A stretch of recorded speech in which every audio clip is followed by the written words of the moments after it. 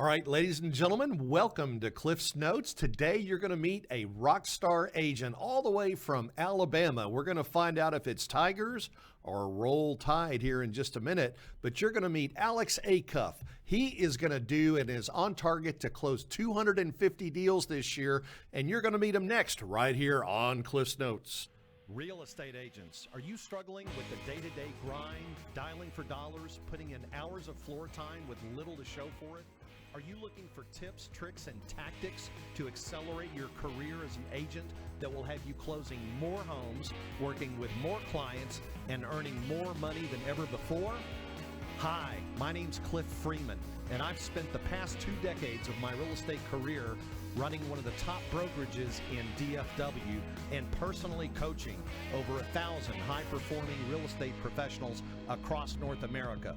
I created this podcast to share the strategies and tactics you need to explode your real estate business. I guarantee it. All right, is it Tigers or is it Roll Tide? Freeman? You tell me. Flip a coin? Let's do it. Let's bring Alex in, baby. Here he comes in hot. Hey. All the way from Auburn, Alabama. So that would mean, obviously, Tigers. that's LSU.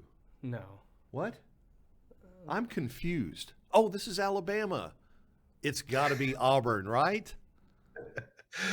I do live in Auburn, Alabama, home of the Auburn Tigers. I think so. I remember, I think we were sitting at a adult beverage station in, where was it? It might have been San Antonio or somewhere. And I said, is it Roll Tide or Go Tigers? And you looked at me with this funny look and say, we don't even use the word crimson in our family or something like that. So yeah, we get it. But Alex, welcome to the show, man. We are super stoked to have you here. Always a pleasure to have somebody of your stature who is just crushing it. And especially, it's nice to see young people like you guys. I mean, the average age for, I think, NAR, the average realtor is like freaking Fred Flintstone's age. I mean, it's up there. It's up there, 57 really or something like that. Well, for most people, they don't get into it until later, right? Because they just haven't developed the network, and it's usually people's not their first career. Yeah, and a lot of realtors, rather than bust their rears and go out and make cold calls and stuff, they want to wait till they have a sphere built up and then feel like they can go hit all the people they've been hanging out with, right? It's kind of hard to sell your friends' houses that are only 20, 21. Right, and then there's like Alex here. Alex, how old were you when you got started in the real estate business? I was 26 years old. Okay, 26, and just a little bit of history here for the audience. Your father was in the building business, so you had a little bit of exposure to the industry and kind of how things go on.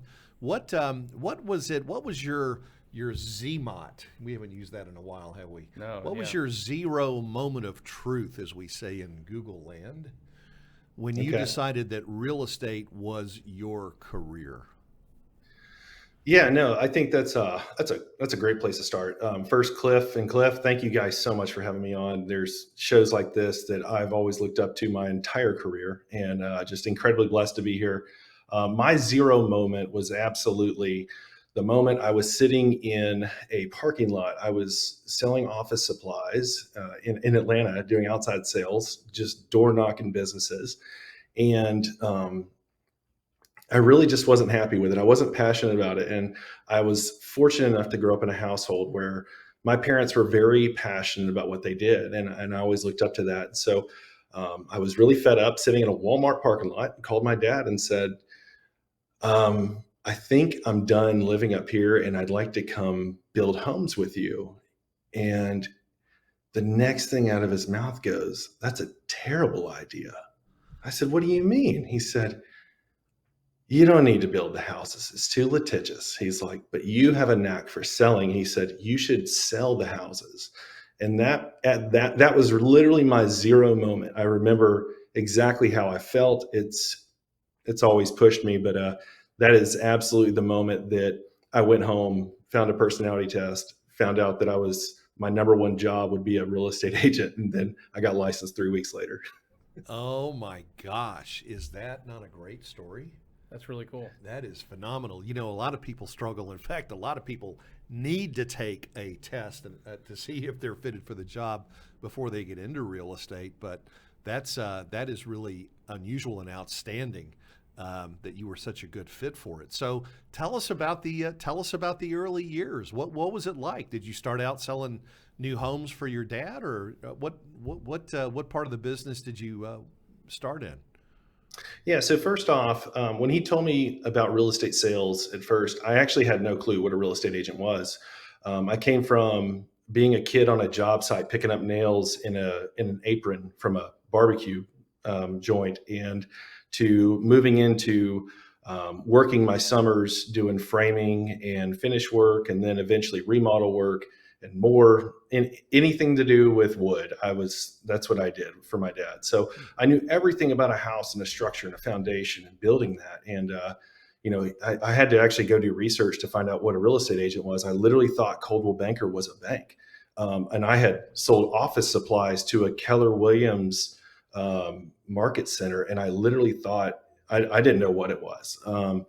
And so I had to go and do my research. But those early days, I was pretty good at outside sales, and I thought I could just really kind of wing it. And I definitely went through some difficulties. It actually took me 18 months to sell my first house, believe it or not. Wow. Yeah. So would it be fair to say that you got started kind of like a herd of turtles, maybe? Yeah. I had a lot of good ideas, and I'm very much a visionary mindset. If I wake up with a million different ideas, and it did take me reading and really focusing, listening to podcasts, getting some better ideas on how to really focus my time and energy. And I realized that being part time in real estate was not a good idea. I couldn't do it. I know people that are very successful at it, but it just wasn't for me. I had to go full time and commit.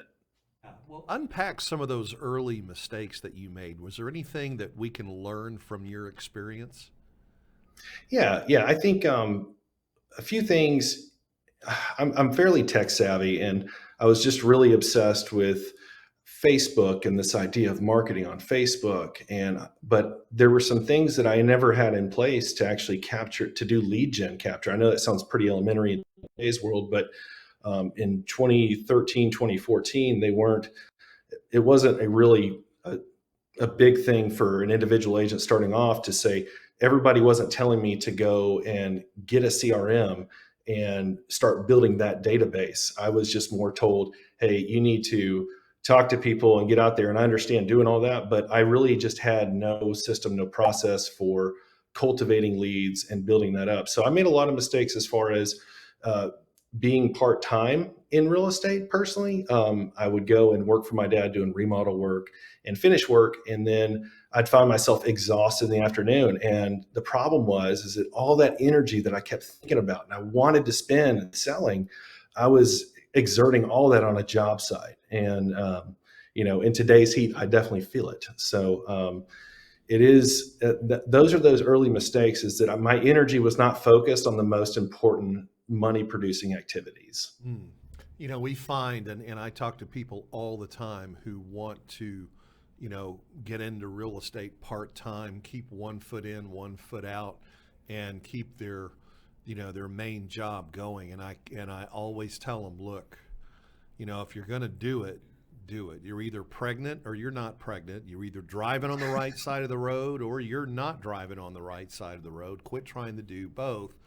But if you must have a side hustle, let that side hustle be something that you can always succeed at. Let that be what you're doing now. Just go part-time there, but go full-time into real estate.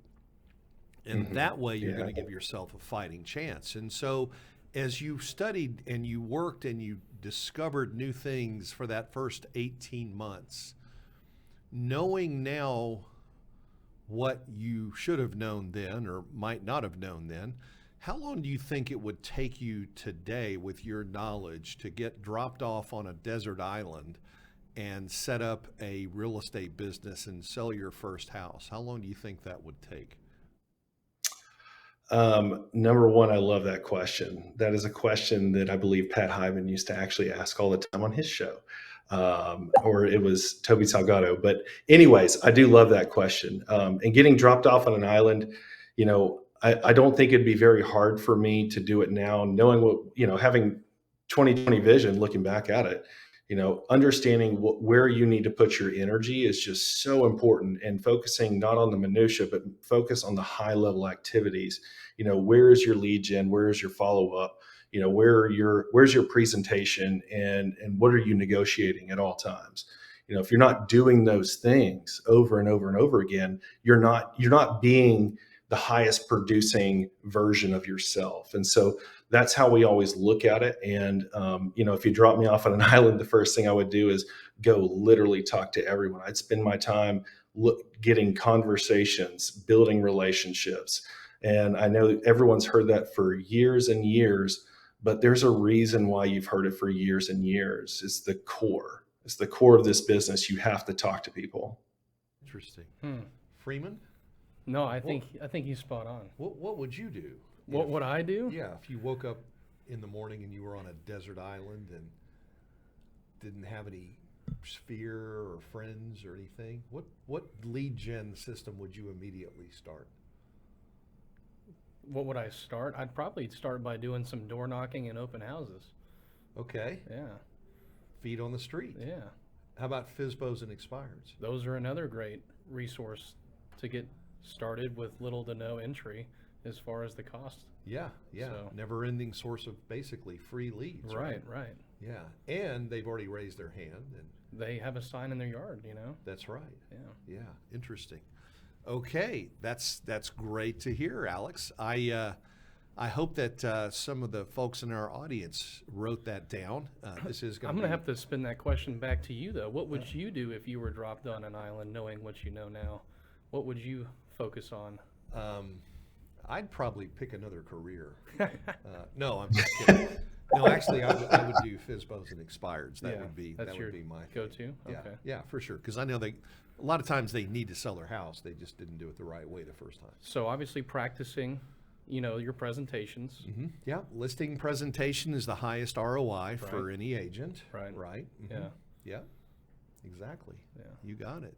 That's actually where I actually started. So during those 18 months, I had actually moved from Atlanta to Auburn and had made a decision and told my dad, and Coach Burke talks about this, is to make a decision is to cut something off. And so I decided to cut myself off from working for my dad, hired a coach, had to borrow the money from my wife. And she still says I haven't paid her back enough.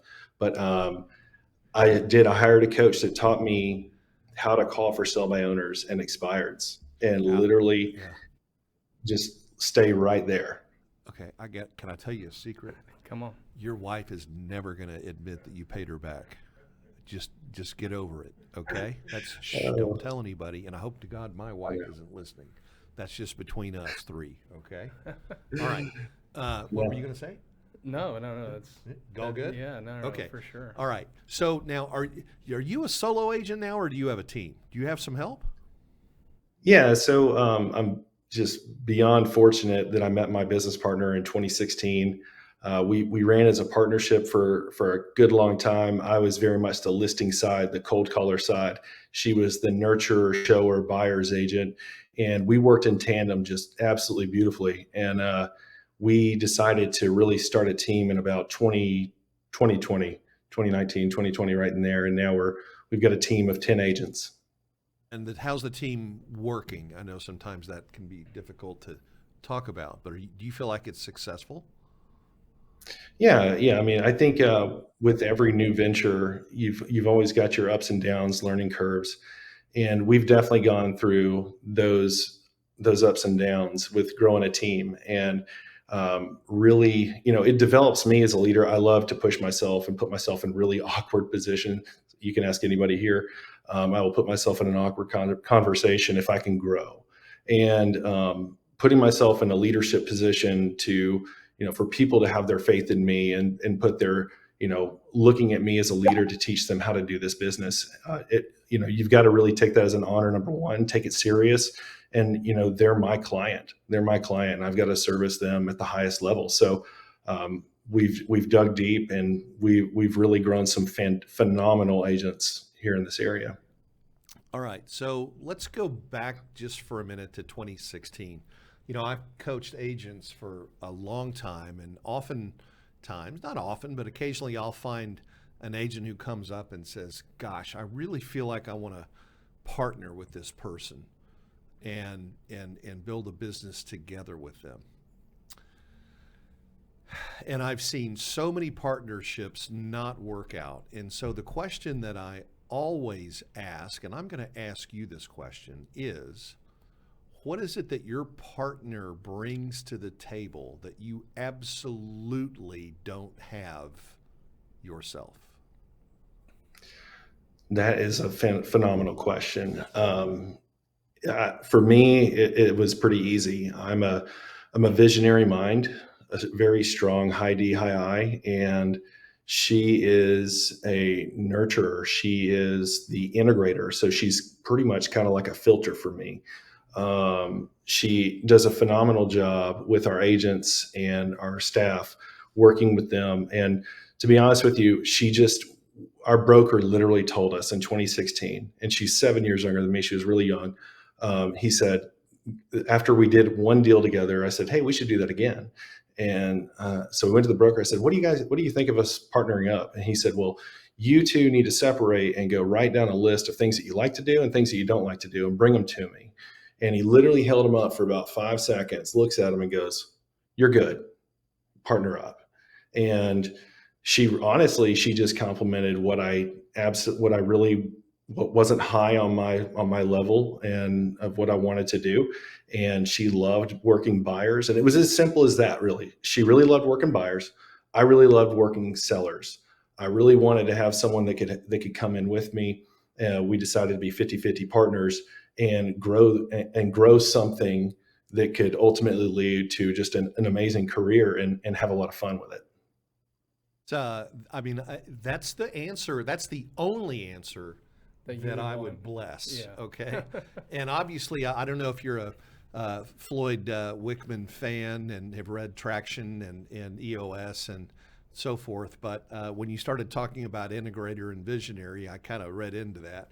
But it's true. And for those of you who've never read either of those two books, Traction or EOS, and there's others, How to Be a Great Boss. Rocket Fuel. Rocket Fuel is another one. It really, you got to have an operating system. Alex, wouldn't you agree? I mean, can you imagine an iPhone? What'd you say? It's an Android, but can you imagine? Can you imagine a cell phone without an operating system? It wouldn't be worth a lot of paperweight, right? That's right. And you kind of nailed it on the head. You said Floyd, but I know you meant Gino Wickman when you said Traction. Floyd Wickman. Gino was Floyd's son. Yeah. Yeah. So I'm a big fan of Floyd Wickman. So when I first started in real estate, I just had to search as much as I could on the internet. I'd find all these things. I'd hear people say names, and I would just, in 2013, 2014, every guest that came on a podcast gave out their personal cell phone number and their personal email. And I was probably one of the only people in the US that actually took it serious and called almost every one of them. And I was like, who is this guy? Who's Floyd Wickman? And then I start learning that he's basically the godfather of scripts. He's kind of the Earl Nightingale of real estate scripts and going through all these things. So I find all these videos and I go to my broker, super successful woman, business owner here in Auburn. And I said, have you ever heard of this guy? And she literally pulled out her Sweat Hogs collection of DVDs. And if no one's familiar with Sweat Hogs, it was the old training program for Century 21. And I took that thing home, and I almost wore a hole in those things watching it. But no, I owe a debt to that man. Yeah. It's funny. These old guys, they really knew what they were doing back in the day, didn't they? They still Tom do. Hopkins, we actually had him on the show. When Glenn, when EXP got pretty big, he actually had Tom help with some sales training and stuff. And bless his heart, Tom is, he's up there. He's older than I am, for sure. Yeah. But Sharp is a tack and such a force in the industry. But just the tonality and the words that he used when he was teaching sales. You and I listen to that stuff and we know the difference. It's just like playing tour golf. Everybody can hit a driver. Everybody can go knock on a door. But on the green, this is where people like Tom Hopkins and Floyd Wickman, if they could teach you how to sink those 10, 12-foot putts, man, you were going to win every time. And that's the difference. There's not a lot of difference between first and second place except for the money, right? That's right. First place is always going to make a lot more money than second. And it's just those little details. So, man, I'm so excited to hear. I mean, this is the guy, right? That's why he's so successful. He didn't have any resources starting out. He didn't have any money. Yeah. He had to borrow from his wife. And he still hasn't paid her back. Right? No. I mean, and somehow I'm still coaching. You put coaching on a credit card because you didn't have the money. I think you said, right? Yeah. You totally. bootstrapped your way up. You didn't have any resources, but you were resourceful. And that's the key. Yeah, tell us about that. Why is that important, especially if you're going to get into real estate? Yeah, I mean, it's one of those things where we interview agents all the time and talk with them about joining the team. And I really like to dig into what is their process and how do they, like when they have some type of opposition or opportunity, what is their process? How are they thinking through it? And I always want to know how resourceful they are.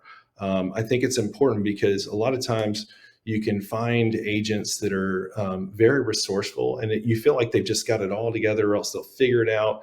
And then you've got others that sit there and almost play the poor me game. And it may not be their fault. They may just have not enough training to understand it, but it is something that we absolutely bring up first is talking about being resourceful in this business, utilizing technology to your advantage, going back and understanding the scripting and walking people the reasons why they need to know this stuff. These are the foundational principles of this business. You're in sales, and being resourceful is just so important, especially when it comes to buying and selling a home. I mean, you've got to be resourceful to get a lead. It's kind of just the foundation. I need to know, can I teach this person to fish, and will they continue to fish? Or are they just going to sit on the dock and wait for me to throw one to them? So it's important to find people that are driven to at least be resourceful. Yeah. How do you cater your training for your team members around being resourceful? Like with your, what's that look like as far as the training that you cover with your team members to get them into higher production? Because that's what your team's about, is production. So how do you structure that so that agents can, maximize what they're looking to get out of the business? Sure. Yeah. So it's constantly tinkering with things for me. I really have not had any, I had a coach for 6 months to help me kind of get up and running. I've never had a coach since then. For me, it's always been tinkering with things, building things from the ground up. I've always, like I told you, I love digging into old stuff like Floyd Whitman and really figuring out what was that foundational principle, what has delivered through the years, and how can we continue to evolve that?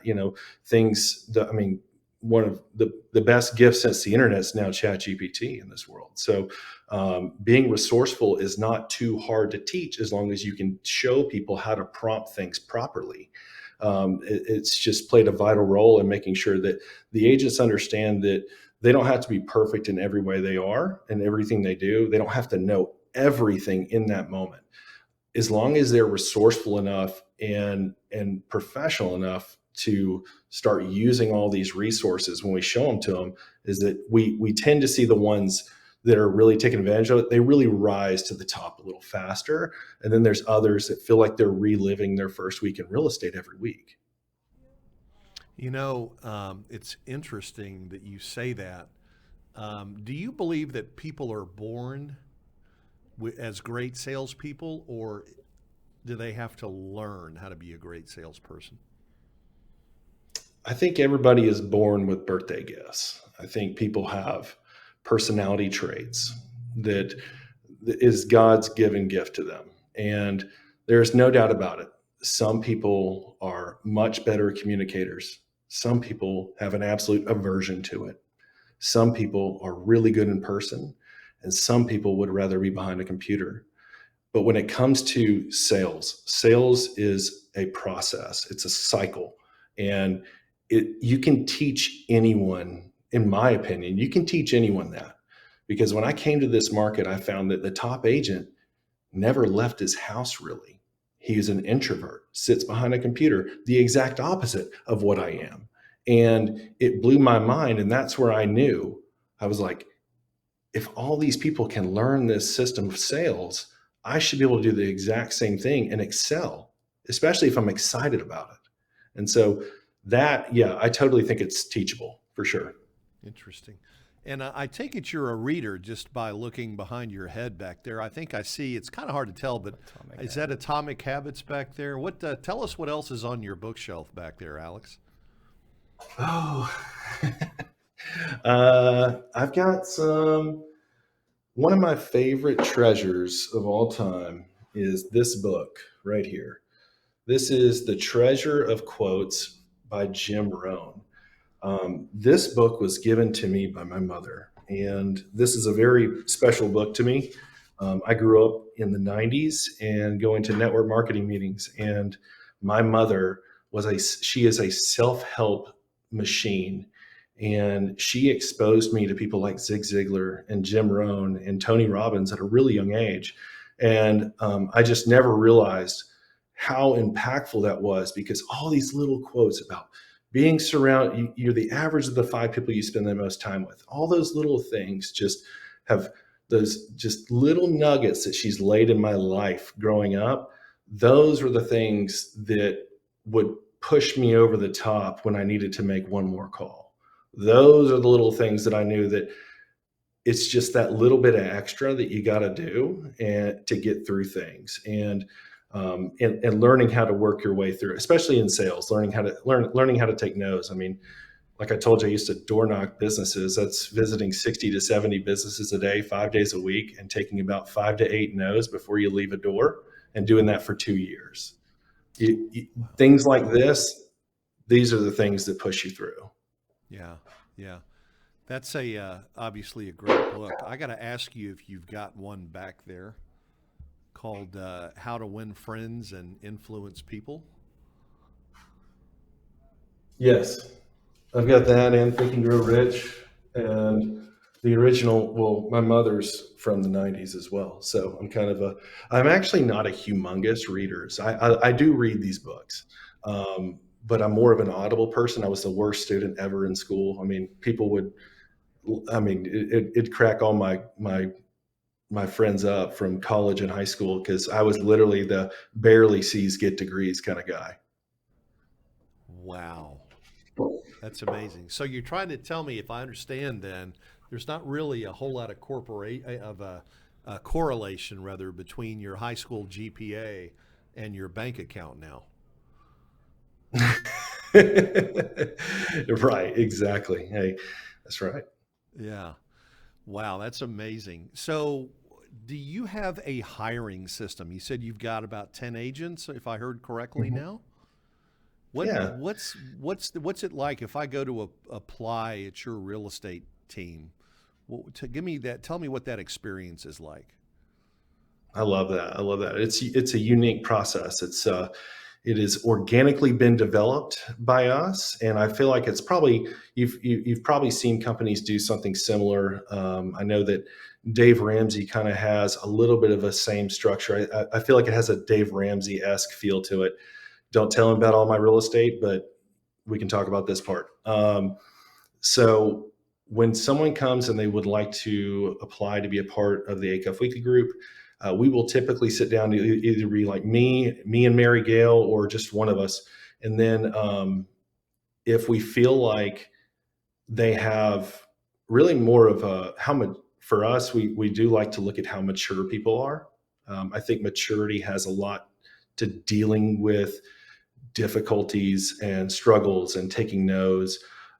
It's just one of those things we feel like people advance a little faster if they have a little bit more self-confidence about what they're doing. And so after that, they go into a meeting where they actually sit down with Mary Gail and me and Laurel. And Laurel is actually technically our transaction coordinator, but before she was what we call our MO, our master of everything. She was our first hire. She was actually just coming back from Houston, and she was way overqualified for the job. We were like, we would love to have you. We know there's future growth here. And she took a gamble on us, and she's been with us since I think 2018, somewhere around there. And so she is just a wonderful person at understanding personality types. Women's intuition is big, and those two know how to read really well. And then the next step is a little bit of a surprise for them. We like to see how they handle a little bit of adversity when they have a third interview, and we set that up as a lunch, and we have a point person on our team who's going to be their mentor, or expecting to be their mentor. And we send the team out to lunch with them, and we don't tell them that we're not coming. And they have to basically, it's a culture fit at that point. We want to know, will they fit our culture, and will our team hire them? Would our team hire them? And that has been huge, because we have had people that we haven't hired because they failed the cultural part that we thought they'd be excellent on our team, just because we liked them, right? It's for us, we found that focusing on culture first is a pivotal piece to this business. And these people that stay with us, people can go to companies for the splits all day long, but we all know they stay for the culture and the people and the leadership, right? So that's where we try to put our focus, and we give them that responsibility of hiring. We tell them, would you hire them? That was a writer downer. People stay for the culture and the people, They do. not the splits. Can you describe your culture?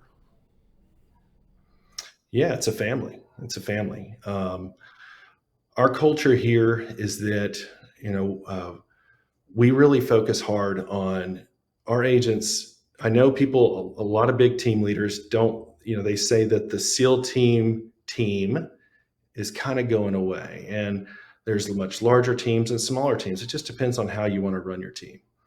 For us, it's a focus on the person. It's a focus on their goals. Thankfully, because of systems like EOS, having those operating systems in place and sitting down and really understanding people's professional and personal goals, and utilizing those to grow them, and use that as an accountability tool and bring them in. Our agents, they come in and they don't want to leave. They love being on the team. They love, thankfully they love us as leaders, they do a lot of business, and we push them to do a lot of business. Our agents they don't do a bunch of business because they're on our team. They do a bunch of business because they're doing the day-to-day activities that compound and build momentum in their business. And they actually have someone that actually cares. I think we just care more is really what it comes down to. We just absolutely care more about them showing up. Like, it means the world. Every morning I send a text out, me and Mary Gail send a text out to the team that's our huddle text. And it's got 4 pieces in there where we focus on celebrating yesterday's wins, an educational piece, a conversation, which is like an icebreaker question, and then a motivation. It's either a motivational scripture or a quote. And that's really built our culture, our personality, and people love being a part of that. I call it priming the engine when you wake up. We send that text it might've gone out at 6 a.m. this morning, between 6 and 7:30. And that has been, we started doing that 3 years ago, 5 days a week. And that was the moment that changed everything for us. Just one little tweak. Wow, that's amazing. Describe for the audience, if you would, why EXP was a good cultural fit for your team. Yeah, man, that's a That's a wonderful question. Um, I think the quick answer is go to an event personally. Um, I think you'll find out real quickly who's here. Look at who's here. All the people that I looked up to, that I listened to, that I learned from, Jake Ender, all of them, they're all here. I mean, there's a reason why they're here. Success leaves clues, and we're not here to reinvent the wheel. So when I look at this culture, these are people that are leading the pack. These are the leaders. These are the people that I want to run with, right? I want to be associated with them. That is what I was looking at. And I mean, of course, people make the move because, honestly, a lot of people make the move because of splits. We made the move because financially, we were able to reinvest in our company a lot heavier and scale our company. But what we realized is, man, what a family here. Look at the leadership we have. For me, it's one of my best friends is a couple levels higher than me in sponsors, Gusty Goulas, him and Jenny Williams. I mean, it's like my brother Gusty and Aunt Jenny. It's a family. And we had that mastermind yesterday up in Birmingham, and it was just incredible. You go up in there and you're hugging people that you've only met once in person, but they're people that pour into each other. That's what this company's about. We pour into each other more than anyone else. The I conversations are just super underestimated. People don't realize the power in that. You're bringing on the top producers, and one of the cultural things you have to do to be an icon is to pour into others. I mean, it's literally a foundational principle of the company. Go somewhere else that cares that much about picking up the weakest link and making them the strongest man in the room. So, what about being an independent broker? Isn't that the pinnacle of being in real estate, to have your own brokerage? Why would it be better for an independent to look at this platform instead of being on their own?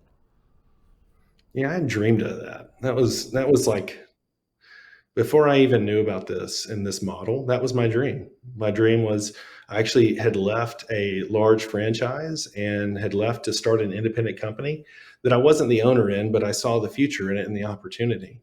And we were talking about things about profit share and all this stuff. And I'm a creative. My mom's an artist. My dad's an artist. And so when I look at something, I look at it as a canvas, and how can we paint this picture?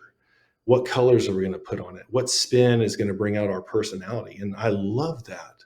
And that's what that company did for me. It showed me that world of being an entrepreneur. But what it also exposed me to is how much is on your shoulders when it comes to being an independent broker, carrying the insurance, all the liability that comes along with it. There's really no resource beyond the ownership, in my opinion. And if the owner's not feeling it that day, or if he's a silent owner, let's just say he's a silent owner, who is really motivating the company? Who's driving the company? Who is leading that bus?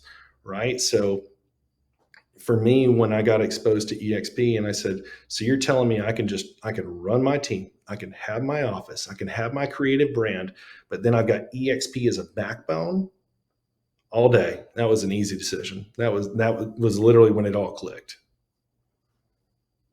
If someone wanted to be an independent broker who, let's say they wanted to scale, they wanted to be in Huntsville and maybe hop over to Atlanta and maybe Birmingham, Savannah, Florida, Charleston, something like that. How much would the cost difference be building an independent brokerage in that many states versus building it on the EXP platform? Sure. I mean, that's parachuting into new territory. You're all alone. You don't even know the landscape completely other than what you studied on a map. With EXP, we've kind of got, it's like the whole area is already exposed. There's already a presence, a brand presence that's there when I look at that. And I mean, thinking as an independent broker or owner parachuting into a new market is that you will have to give up a lot in order to get a little to begin with. I mean, I can't imagine how much you've got to give up to get a top agent to come to your company to buy into this completely new. It's probably not even a model. It's probably just the exact same model, just a different looking mousetrap. And that alone, the anxiety level, number one, would just be out this roof. I mean, it's too easy where we're at right now for us to go, oh, okay, well, we have an agent on our team that's she's getting PCS to Camp Lejeune, or her husband's getting moved in the military, and guess what? We're going to Camp Lejeune. The team is. We're just going to expand right there. We're going to drop right in. Nice. Yeah. Effortless, right? Yeah, it really is. We don't have impediments to growth here like a franchise or an independent broker. Just the expense of hiring a broker in that state, that's another added expense. Then you've got everything is just duplicated, right? Yeah. Amazing. Yeah, and I'm thinking completely cloud-based, because I've never had to move a company from state to state really. But I mean, if it were cloud-based, but now you're talking brick and mortar, getting brokers in the state, being compliant, having space, having staff, having bills, cleaning service, electric bills, you name it. Is it worth it? Yeah. Coffee. And you know how much coffee real estate agents drink? Oh my God. I've seen like your tab unreal. lately. Yeah. Yeah, It's like the number one expense line on the espresso, P&L. espresso. Double espresso. Double espresso, Yeah, okay, exactly. So, Wow. Alex, what's the structure of your team now? I know that you started with EXP. You were a standard team. Now you've worked your way up to, I believe, a mega icon team. Is that true? Are you? Yeah, so we're not at mega yet. Okay. You've got to have your team lead plus 10. So we're actually just at 10 total. So we meet all of the production requirements that are needed for that, but we're really on the chopping block when it comes to qualifying agent wise. And actually, we just went through the process of interviewing with the mega icon agent group at EXP. And what I loved about that is that it was a sit down breakdown and looking at the numbers and the growth and where we're headed in the trajectory. And it is really cool to sit down with people that have done this over and over at the highest level, that can share with you what's going on at the highest level across the country and give you advice on how to grow that, or where you may want to put where you're putting your emphasis on agent count. What does that look like for us? And so it was just a super enlightening conversation for us. But yeah, we're still just a standard team right now. What was your question about that? Yeah, I was just saying you guys are working your way up to the mega team Mm-hmm. status, right?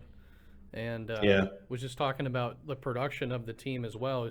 You guys have hit icon status for a couple years in a row now. Is that still true? Yeah, I think we just hit our third year or fourth year. We just hit our fourth icon.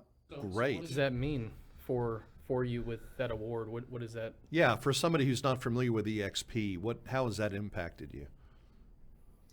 Yeah, so one of the cool perks of being with this company is that, yeah, we do get pretty cool trophies, or wherever they're at, right back there. We get some cool trophies. But more importantly is that this company impacts my family. That's what matters to me. We look at what this company's doing on the end that the client really doesn't see. We see it from the operational side. And if someone's not familiar with the Icon program is it's a production award. So once you've done $16,000 in company dollar, then you move into our 100% commission split with a transaction fee, and of course some other small fees for if you haven't capped that, as well as your transaction fee or your broker fee. And then once you hit 20 more deals on that, if you're a producing agent, you're doing really 25 to 30 deals, you're going to icon. And what that means. So most people go, well, what, cool name. What does that all mean? Right. So that means that EXP is going to start rewarding you back that $16,000 you paid in your cap and paying it back to you in the form of stock. And of course, some of that is, it's got to be vested over certain periods of time.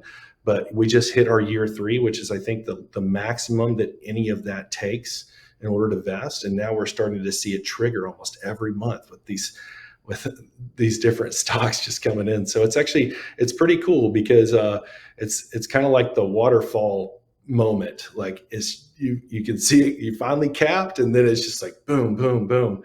And you just stay consistent in this business, and it continues to reward you. I think I ran the numbers on it, is that we actually make 103 or 104% of our commission based on where the stock was, what we've been rewarded, and earning commissions on transactions. So, people talk about, transaction, like 100% companies and stuff. We're kind of beyond that at this point. Yeah, we talk about that 100% plus. Yeah, it Yeah. really is when you put company equity. And yeah, I mean, but the thing about people don't realize about stock is it's not a zero-sum game. No. The stock is wealth generation, and that's the beauty about owning stock. I'd much rather be a stockholder than a stakeholder. Well, it depends. That's right. If it's Well, prime rib, maybe that kind of steak. Yeah.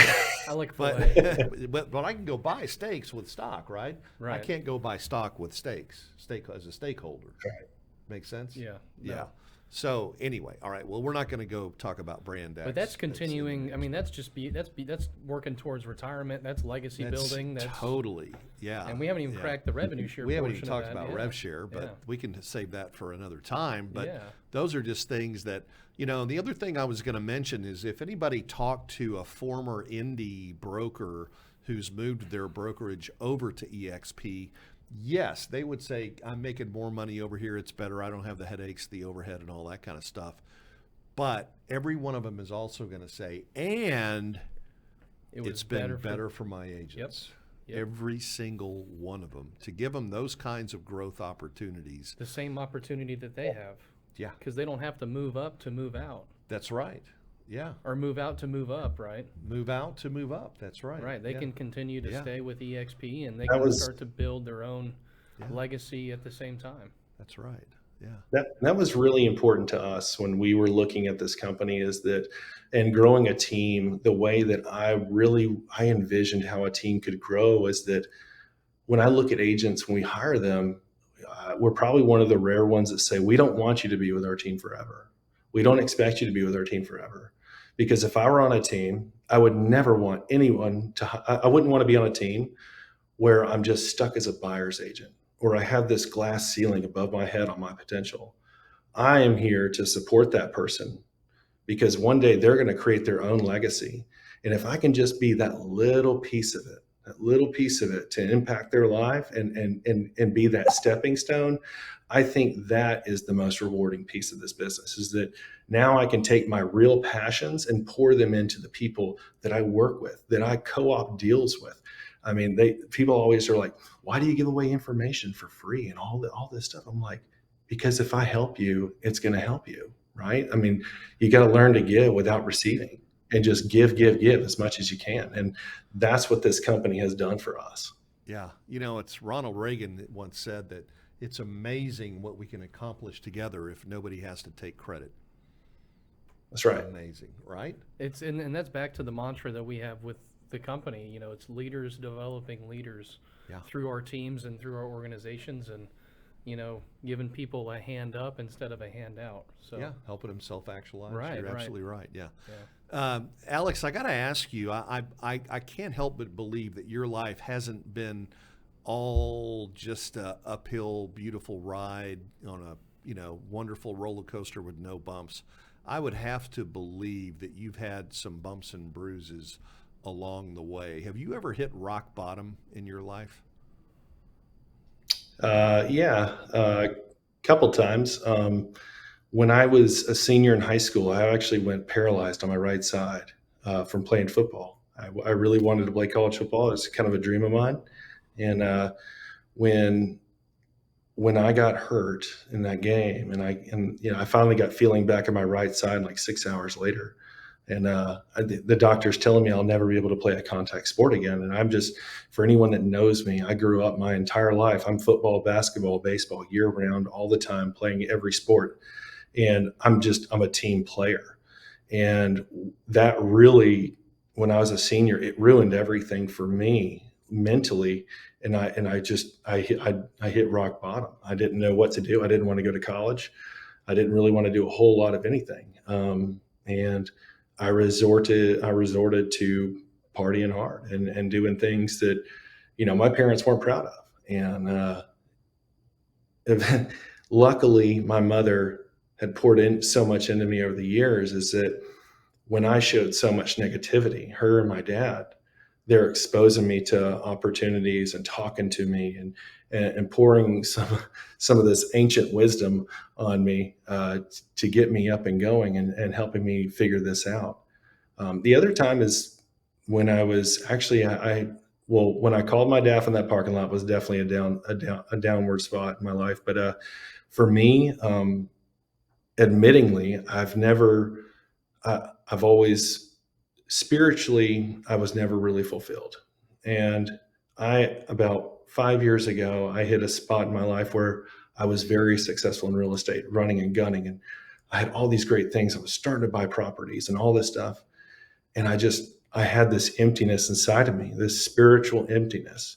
And I'm just beyond blessed to be in the area where I'm at, because there are just some amazing leaders around this area that took the time to pour into me, to invite me to those small group late night meetings with other men, other professionals, and having them pour into me without expecting anything back from me. And that was one of those defining moments for me that I really needed to, my wheel wasn't turning as good as it could. It had a flat spot.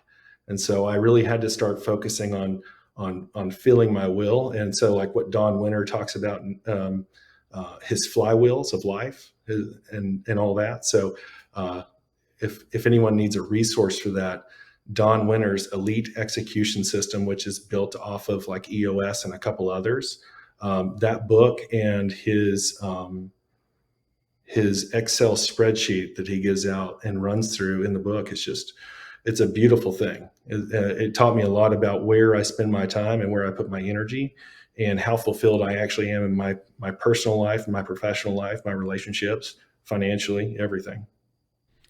So when you hit rock bottom today, if you were to, who is your rock at the bottom?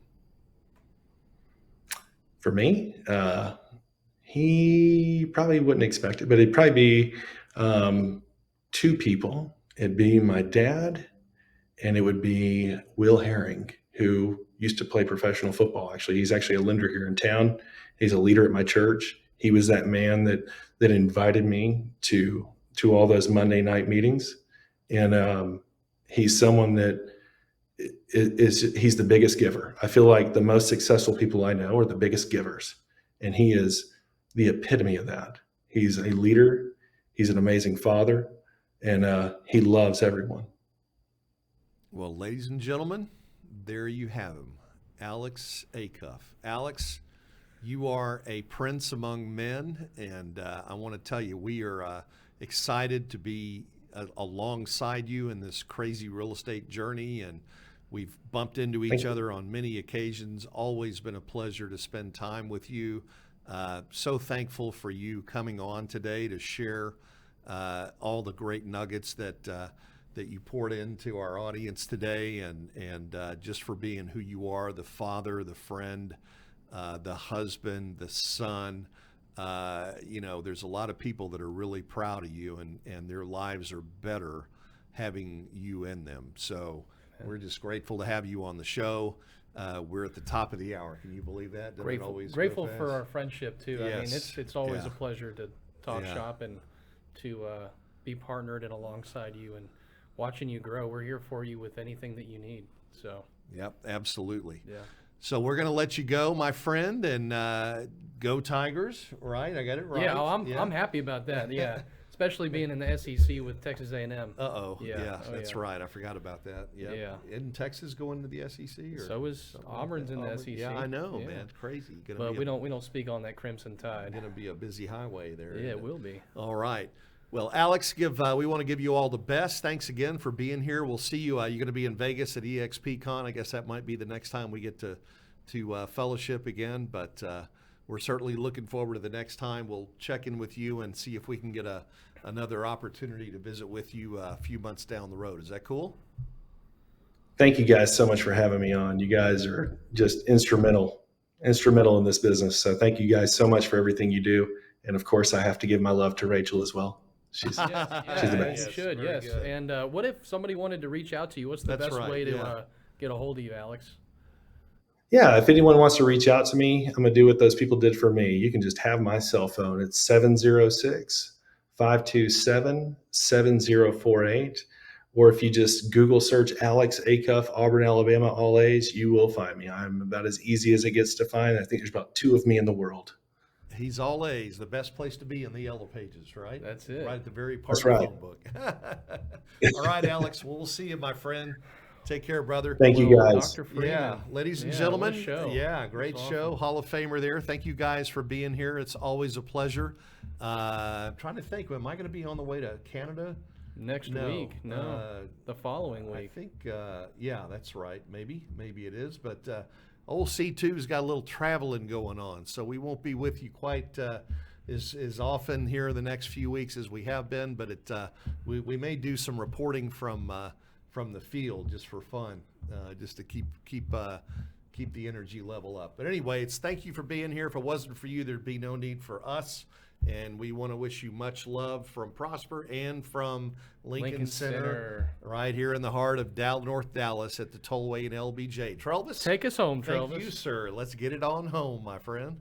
So tune in every Thursday where we'll give you the tips, tricks, and tactics to explode your business. I guarantee it.